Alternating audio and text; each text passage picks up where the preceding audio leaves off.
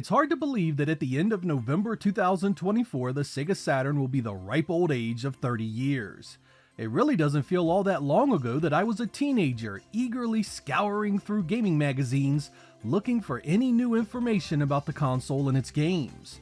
Being the very first Sega console I would get at its Japanese launch, I was there from the very beginning, watching its library grow from a few titles at launch to a treasure trove of 32-bit excellence. Since we are celebrating 30 years of the Sega Saturn, I decided to put together a video going over 30 games and game series you absolutely must play. I have tried to remove myself and my personal opinion as much as possible, and instead focused on quality, originality, fan support, and exclusivity. It's very important to stress that this is not a best of list, and the games are in no particular order.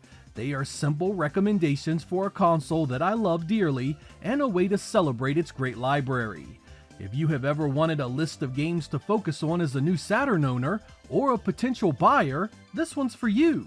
We have a ton to go over, so let's get started.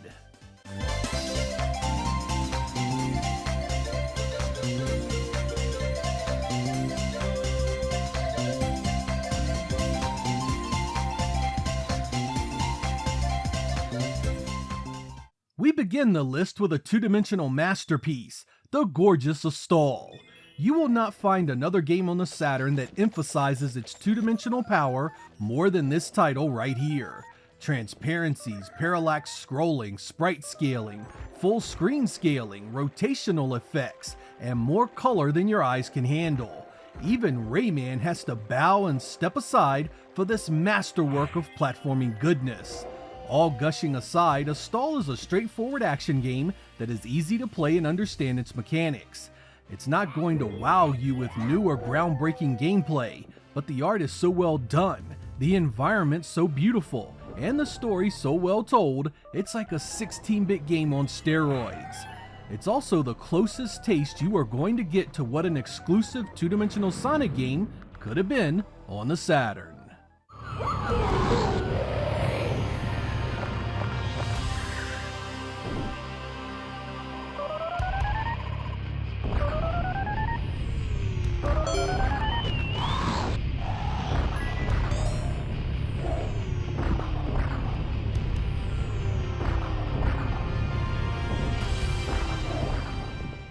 When it comes to horizontal shoot-'em-ups, I think Cotton 2 and Cotton Boomerang really stand out as far as what this hardware was capable of. It's kinda similar to Astal in that regard. The gameplay itself isn't mind-blowing or especially innovative, but it's well designed and the graphics are a real treat the entire way through.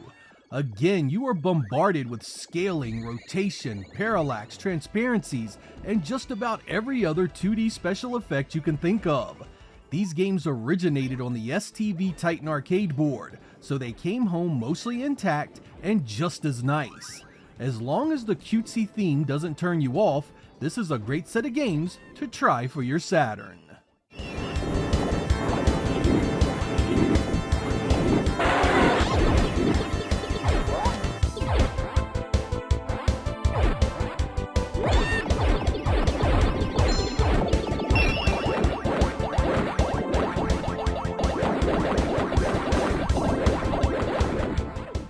I know pinball games have a limited appeal for many of you, but the digital series on the Saturn are some of the most satisfying games of its type. There's actually 3 of them in total. The first is Digital Pinball Last Gladiators, which received an update to version 9.7 as a separate second release. The third game is called Digital Pinball Necronomicon. All of these are done by a studio called Kaze, and all were Japanese exclusive except for the first one. Fantastically detailed boards and rocking soundtracks are the order of the day with these games. You also get some fairly decent physics and the ability to cheat a bit by tilting the play area. If you enjoy the genre at all 3 of these are worth a go.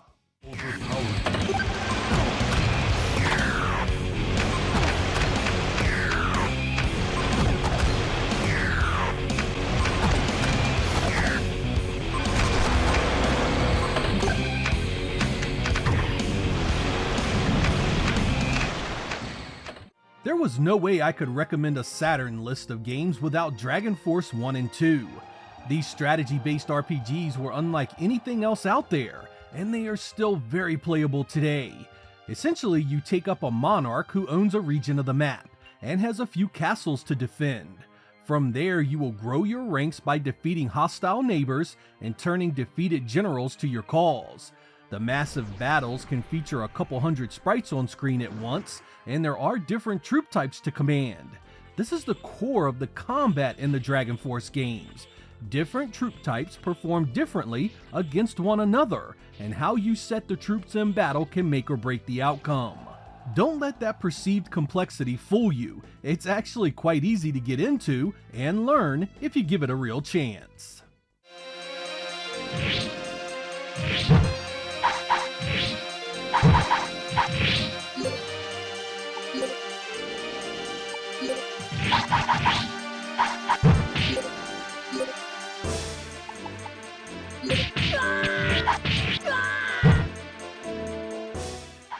When it comes to arcade-based multiplayer run-and guns, you will have a hard time beating Elevator Action Returns.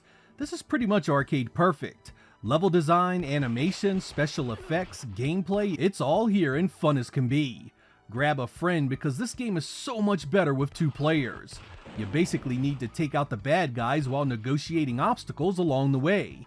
It starts out simple enough, very much akin to the original game, but then opens up into larger stages and more complicated areas to traverse. No other machine that generation received it, and the Saturn version is an excellent arcade port.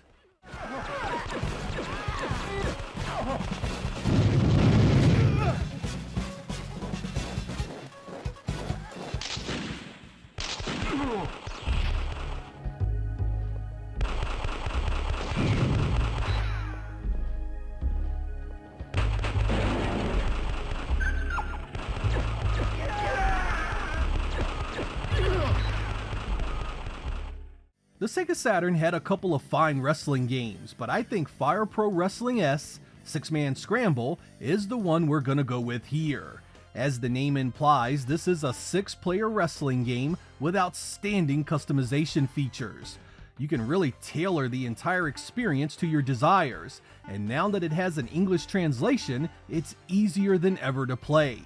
There's a load of different match types, factions, moves, and styles to choose from. Old school wrestling fans should even recognize a number of American wrestlers in this one. Take some time to practice the gameplay, and this can offer you hundreds of hours of entertainment.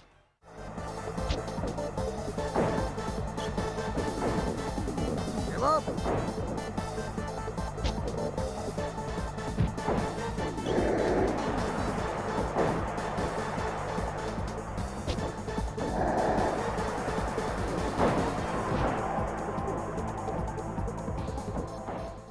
The Saturn is chock full of fighting games, so whittling that down to just a few for this list was tough. Still, I had to have Groov On Fight on here. This is a continuation of the Power Instinct series that was developed by Atlus. Using the extra memory in the 1MB RAM expansion cartridge, this is a tag team based 2D fighter with outstanding animation and character design. It looks like something you would have seen on the Neo Geo back then, but the Saturn handles it well and the gameplay is top notch. That gameplay is exceptionally easy to learn too. Most of the moves are pulled off Street Fighter II style, so vets of that game will have zero issues starting strong here. The toughest part of this is getting used to the unorthodox moves that can be tough to judge at first. Past that, there is a great fighting game here that supports 4-player simultaneous matches.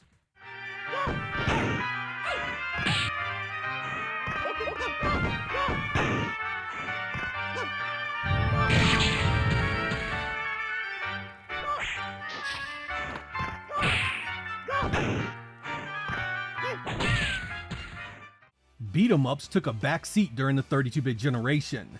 There were still some released, of course, but compared to the generation before, they were few and far between in comparison. I'm sorry to report that there was no Streets of Rage release for the Saturn, but we did get a fantasy epic from Treasure called Guardian Heroes. This was a unique mix of beat 'em up with a number of RPG traits.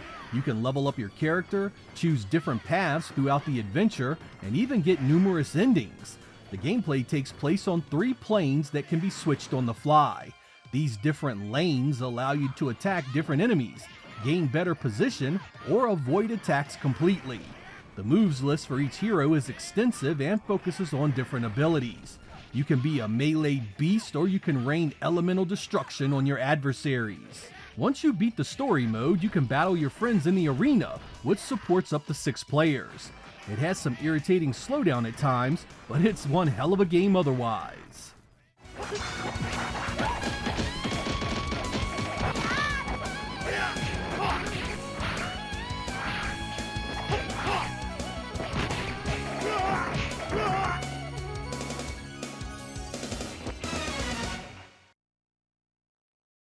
The masters over at Technosoft were famous for the Thunder Force games, but on Saturn, I want you to play a game called Hyper Duel.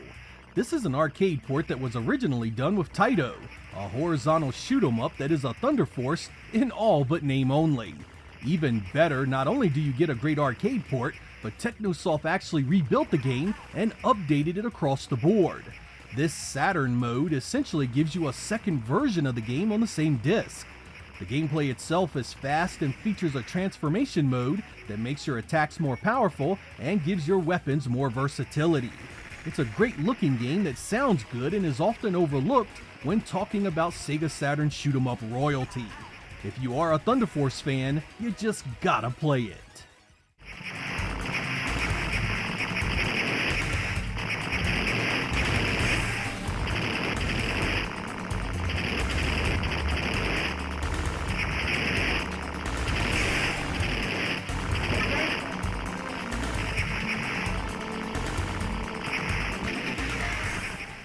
The Saturn got a few survival horror style games in its time, and I want you to know how good Deep Fear was. This takes the idea and gameplay of Resident Evil and puts you under the ocean. Nowhere to run, worrying about monsters, and where you're gonna get the oxygen to breathe. It plays on a number of your phobias, and the setting couldn't be more anxiety-inducing. Fortunately, the gameplay is quite easy to pick up, and even gives you a few upgrades over Capcom's classic, such as being able to move around with your weapon drawn. As with many of these games back then, the voice work is awful and the pre-rendered cinematics antiquated, but the environment itself is so well suited to this style of game, you really won't care. I'm actually a little surprised Sega hasn't remade it on modern consoles. Capcom has had such huge success with their remakes, it seems like a no-brainer.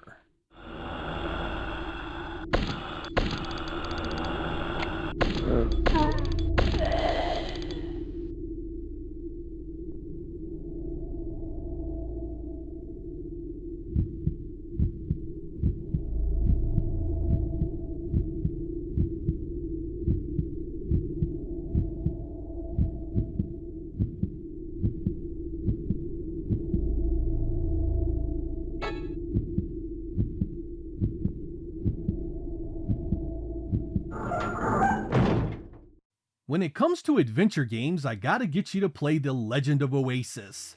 This is played from an overhead perspective and is done in the mold of something like the Legend of Zelda. Basically, you go into dungeons, defeat its traps and puzzles, face a big bad guy, and then get whatever item resides within. The visuals are nice, the musical score outstanding, and the trip well worth taking.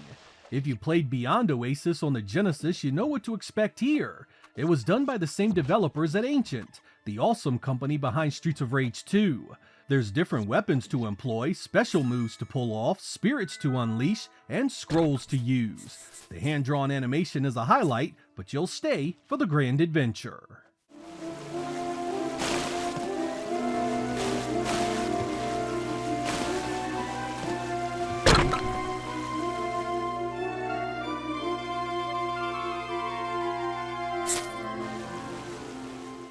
What you're looking at here is Grandia. It was an RPG with a pretty nifty battle system and an impressive graphics engine released on the Saturn in 1997, only in Japan. A PlayStation port arrived in 1999 that was released in North American and PAL regions. That always pissed me off because on Saturn, it was a better looking game in some areas and the way I had always wanted to play it. Thanks to the fantastic Saturn community, a fan translation finally fixed that, and English-speaking audiences now have easy access to this version. The setup in this one is pretty typical in the towns you explore, how you follow the story, meet NPCs, and the like. Outside in the wild, enemies wander all around, giving you a chance to avoid them or attempt a sneak attack. While in battle, the strategy is simple. Time your attacks to stop your opponent from gaining any advantage over you. There is an active time bar where you can see who's about to make a move. Your job is to get your hit in to stop that move. It makes for a great system that can make many of the battles quite entertaining. As with all Game Arts RPGs, the heart lies in its earnest cast of heroes. You will care about this group and want to see their quest to its conclusion. Was it the Final Fantasy VII killer every Sega fan needed it to be? I don't really care. What I can tell you is, it was one hell of a game and well worth playing.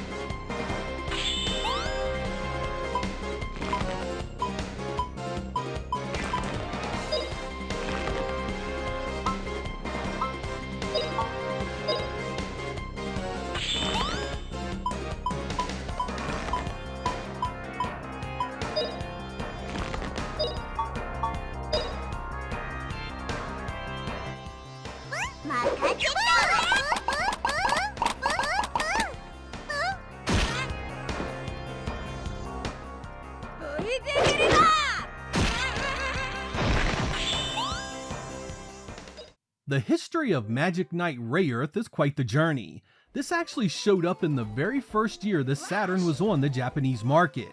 Working Designs got the license to bring it west, but encountered numerous licensing and technical issues that would delay the game all the way until 1998, the last Sega Saturn game to be released in the United States. What we have is a two-dimensional action-adventure game with beautiful art and great special effects. The game itself is fairly simple and straightforward. Go here, go there, follow the plot points, and kill stuff along the way. It's not particularly deep or especially well done in that regard. What it does well is capture this IP perfectly. The characters, the story, the setting, the enemies, the magic. If you appreciate the anime on which it's based, the Saturn game is a must-play. Each of our female heroes have well-written personalities that focus on both their strengths and their weaknesses. Once you get drawn into this world and it gets its hooks into you, you have to see if the prophecy is really true, and are these girls the warriors the land of Sephiroth so desperately need. This world is known as Sephiroth. You have been summoned by Princess Emerald to fulfill your destiny and save us.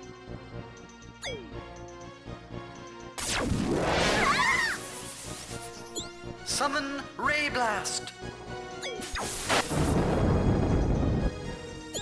Holy smoke! Number 14 here is reserved for Capcom. Yep, just Capcom. Their output on the Saturn was so prolific, so important to the machine's identity, things would not have been the same without them.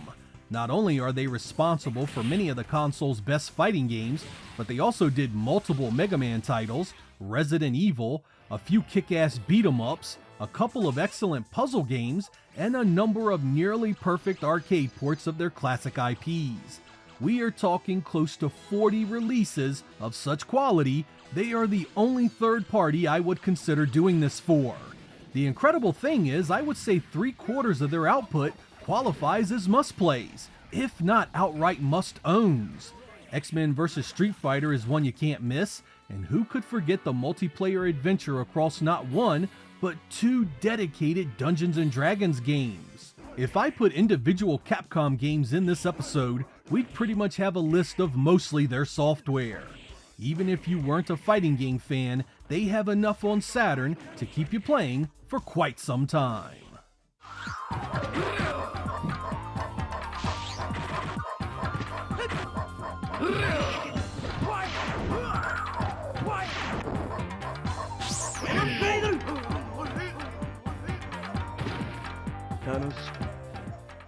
I was kinda mixed about putting Night Striker S on the list because it has ports elsewhere during that era of gaming, but Saturn got something special. This futuristic superscaling shoot-'em-up puts you behind the wheel of a supercar that can fly, making it your job to take down some terrorists that have kidnapped a few important people. You have the original arcade mode that gives you multiple paths to reach the end. Then you have the Saturn mode, which gives you some exclusive stages consecutively for a unique experience. If you enjoyed the likes of Space Harrier, this is a great arcade action game that the Saturn pulled off well. It's much closer graphically than the Mega CD port, and it runs better than the PlayStation edition. There were surprisingly few ports of these types of games on the Saturn, but this one turned out pretty damn good.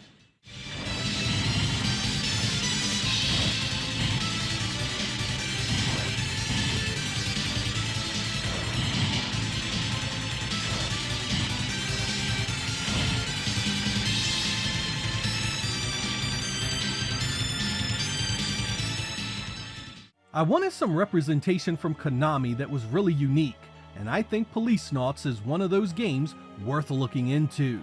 The Saturn version was initially Japanese only, but has since been translated and is now fully playable in English. This gives us a game similar to Snatcher in look and feel, though the story and setting is very different. Most of this is point-and-click adventure style, where you need to unravel the mysteries around you and the characters within it. The point-and-click sections are surrounded by full-motion video cinematics, which give the game a really cool interactive movie feeling. Action junkies won't appreciate it, but if you enjoy character development and top-notch story progression in your games, this one is worth playing.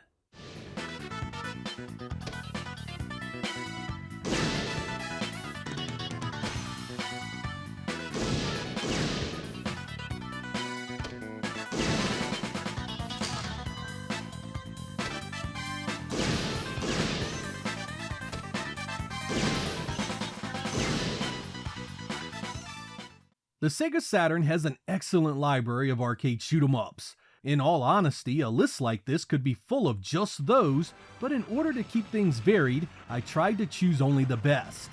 Radiant Silvergun certainly fits that description. This vertically scrolling shooter gets rid of your typical power-up weapon system, and gives you everything you need right from the get-go. What's left is for you to figure out where and when to use the right ones. From there, you get a killer graphical presentation that makes heavy use of the Saturn's VDP2 background chip.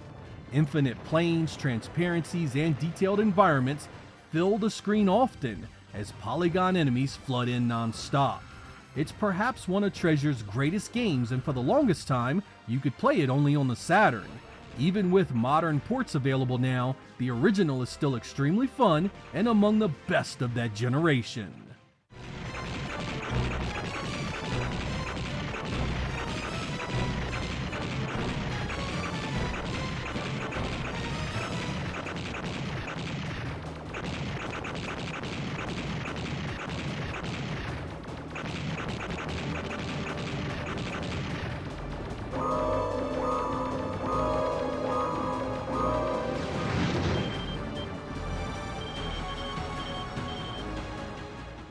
Party games aren't hard to find these days, but one as entertaining as Saturn Bomberman only comes along once every so often. 10 players is what you get here with a couple of 6-player adapters, and it even had an online variant with Sega's modem. It's also got characters from other games you can choose, such as Master Higgins and Bonk. But don't let the notion of this being a great party game steer you away from the single-player mode. That is still tried and true Bomberman and just as fun as ever. There's over 20 power-ups, 3 different game modes, and 9 different stage themes. It's one of those games that is pretty much timeless, with a presentation and style that has remained constant for some 3 decades now. Most consoles out there have a version of it, but on Saturn, it might just be the best. Gregarious fans should absolutely adore it.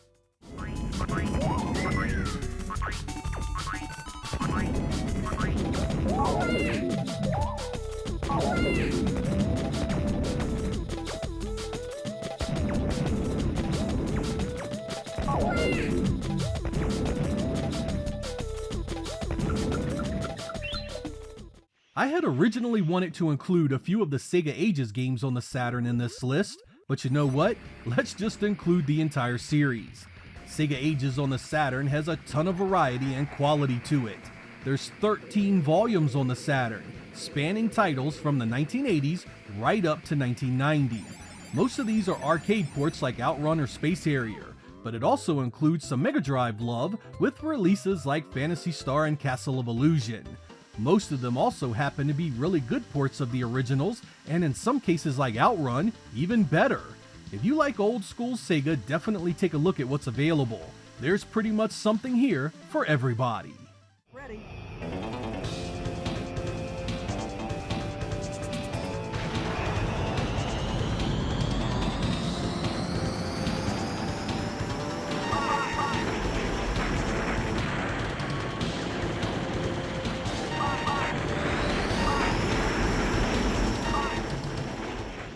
KO Flying Squadron 2 was a sequel to the Sega CD original, though it deviates heavily from its shoot-'em-up roots.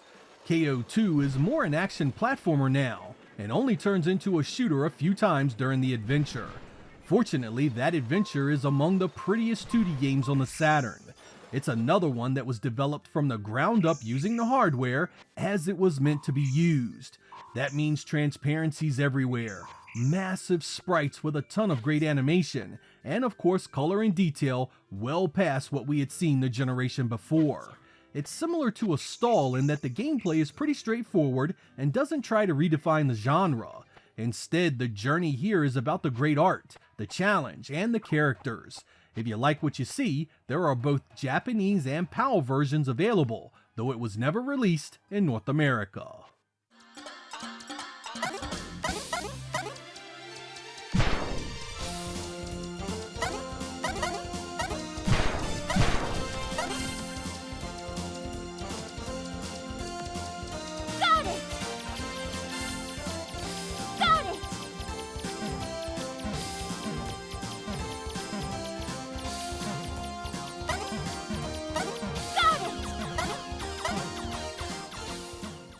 Sega left behind so many games on the Genesis that never made it to the Saturn. Thankfully, Shinobi found its way to us in two different forms. The Japanese and North American versions of the game are identical sans the name. In Japan, it's known as Shin Shinobiden, and in the US, it's called Shinobi Legions. They have the same visuals, gameplay, and soundtrack. In PAL regions, it was called Shinobi X, and has a completely different soundtrack.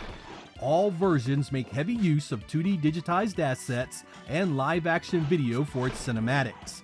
The gameplay expands on the advances made in Shinobi 3, adding a rotating sword jump and the ability to deflect projectiles with your sword. It plays like you'd expect a Shinobi to play, and that's a very good thing.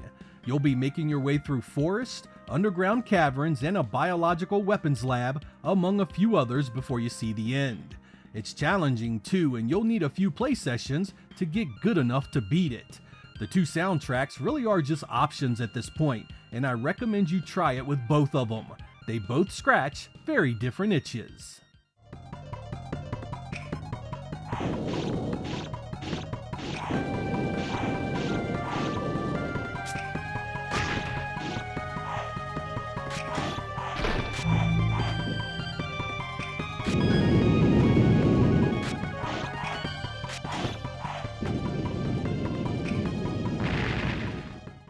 Bulk Slash is a tough one to describe in just a few seconds.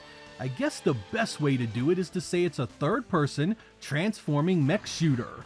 On the ground, you can go into the robot form and run around slashing and shooting everything.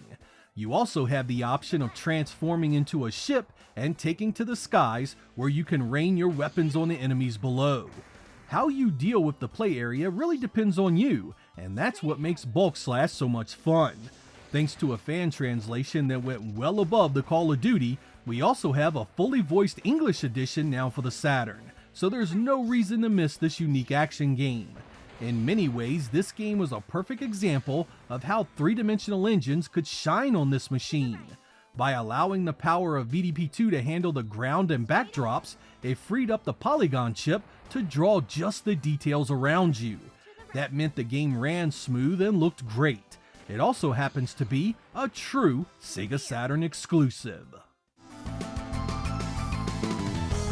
Straight ahead.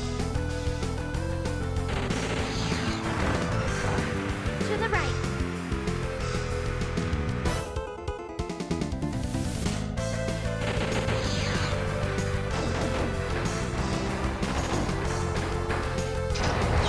To the left.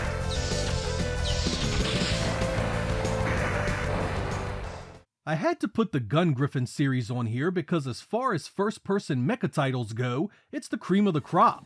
Great performance, nice looking environments, outstanding polygon models, and arcade-inspired gameplay that makes it incredibly easy to learn and enjoy. I love the setup here because it creates a world embroiled in conflict with weapons that make each faction a formidable foe. Jetting around the open maps is a blast, and you'll do it with realistic effects such as fog, snow, and nighttime terrain. You can take the map on any way you like, and the weaponry you have access to is completely up to you. The Saturn has two of these games and they are both excellent, straddling the line between simulation and pure action game that makes it feel really special. The second game was originally Japanese only, but has since seen a fan translation in the works. Also of note, the first game can use the video CD card for improved cinematics, and the second game is fully compatible with the Saturn Twin Stick and the Tizen Link cable for 2-player support.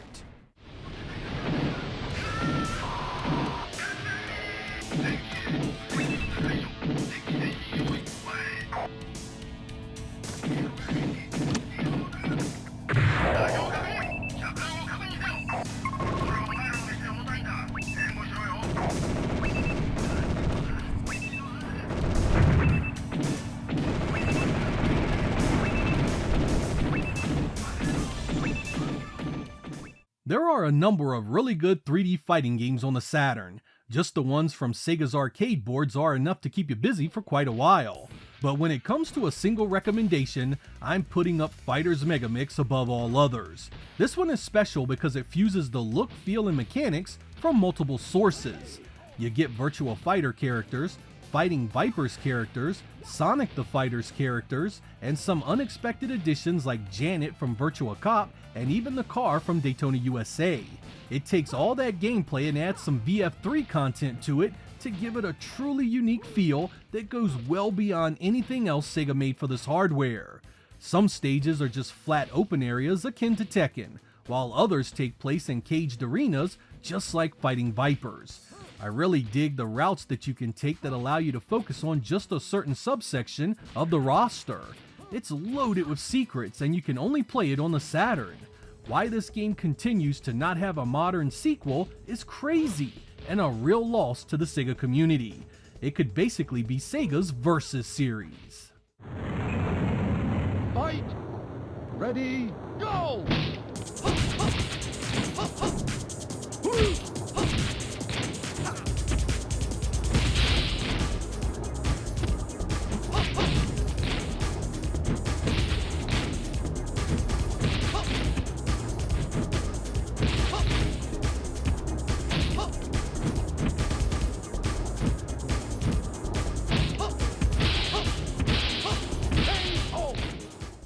Sega Rally Championship. You knew it'd be here. This was a port of the Model 2 arcade original that completely redeemed the Saturn hardware at the end of 1995.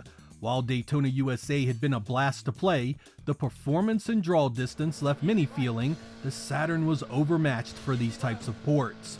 When Sega Rally dropped only 8 months later, it was smoother, looked better, had further polygon draw distance, and played just as well as the arcade original. In gaming, optics are 9/10 of your first impression, and Sega Rally finally made the Saturn look like it had some real potential under the hood. It doesn't really matter that there were only 4 tracks and 3 cars, because the gameplay felt so good. It was one of those true pick up and play games, where you could do well quickly, but mastering it was an entirely different story. Add in that unforgettable music, and Sega Rally is as good as arcade racers get as far as fun factor.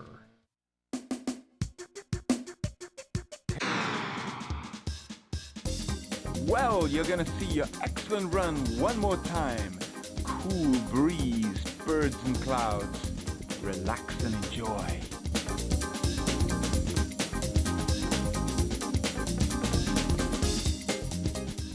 Early on, the Panzer Dragoon series established itself as one of the Saturn's greatest new IPs. It was an on-rail shooter that used a 360-degree camera system to battle incoming enemies all around you. It was fast, looked great, and had one of the most incredible soundtracks I had ever heard in a video game. When Part 2 came out, it essentially took everything about the first and added to it. Now there is a growth system for the Dragon that allows you to change how it looks and performs. There's multiple paths to take to change how the stages progress. There's secrets to find, even better visuals, and yet another killer soundtrack. When Panzer Dragoon Saga came along, I was disappointed because I wanted more arcade-style shooting action. But you know what? Even with that said, I can't fault anything in Saga beyond my own personal bias. Saga still looked great, the music was exceptional, and the strategy-based combat system was unique because timing and positioning were just as important as your attacks. When you look at this series in total, it boils down to 3 games that help define the greatness of the Saturn experience. You shouldn't miss any of them.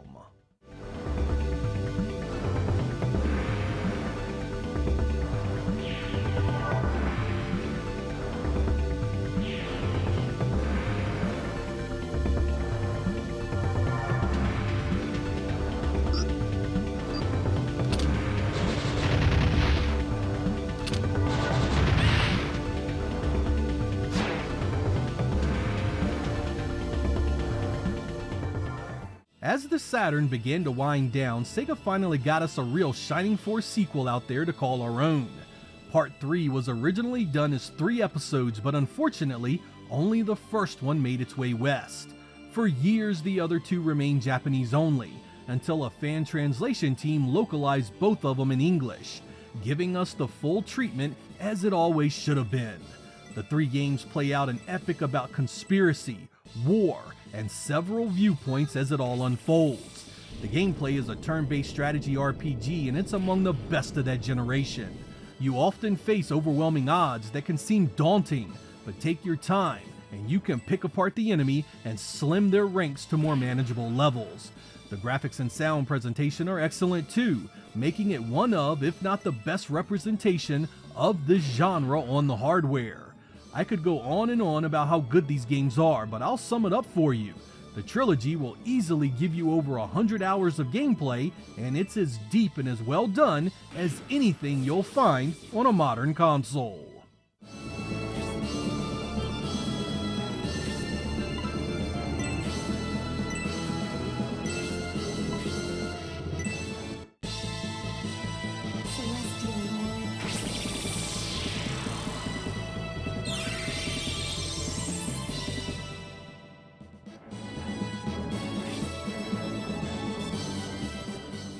With Sonic not showing up for the Saturn in any meaningful way, the character of Knight sort of became the platform's unofficial mascot.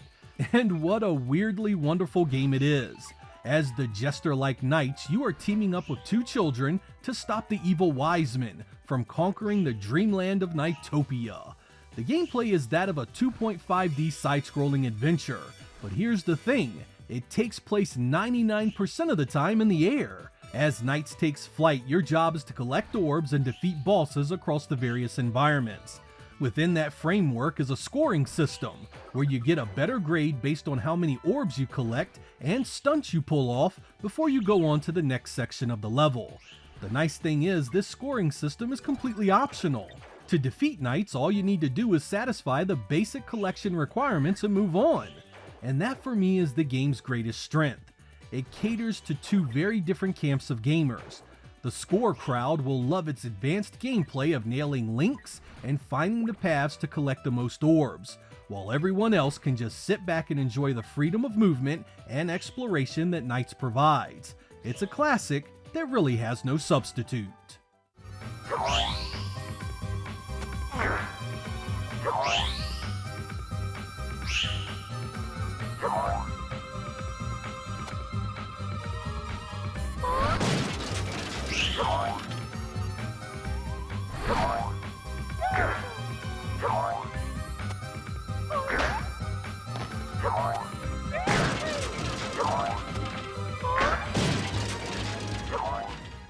Sega's Virtua Cop games really captured my attention in the arcade, and the Saturn ports were so well done, you just had to love it there as well.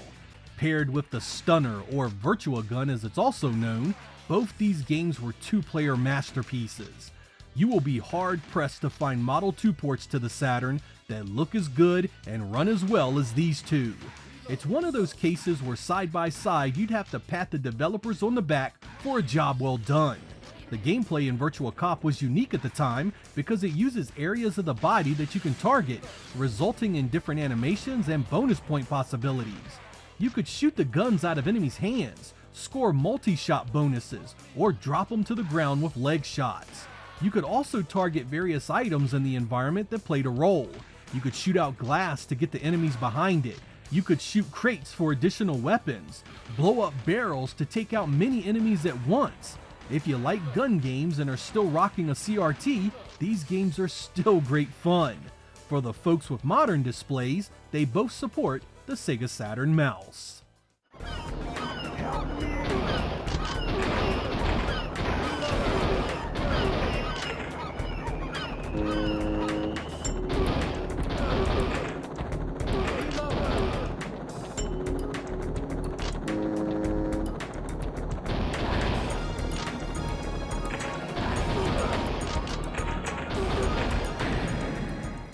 I'm gonna end our list with an FPS from Lobotomy Software. Power Slave was a shooter crossbred with an adventure game, a Metroid slave if you will. In this one, aliens are attempting to conquer Earth using the power of the old Egyptian gods. You have to go in, find the items and weapons of power that will give you the edge you need to stop it from happening. This one is great because many of the stages must be revisited with newfound powers to open up the new paths. That means a lot of exploration on top of the gunplay, and it feels pretty good for a game this old. Thankfully, it runs fairly well and it has a killer lighting system that really stands out among the other versions released back then. There's nasty bosses to face, deadly hazards to negotiate, and artifacts that will essentially give you godlike powers. There are other versions of this available, with a modern remake being the cherry on top. But the Saturn game is still really enjoyable and holds up quite well.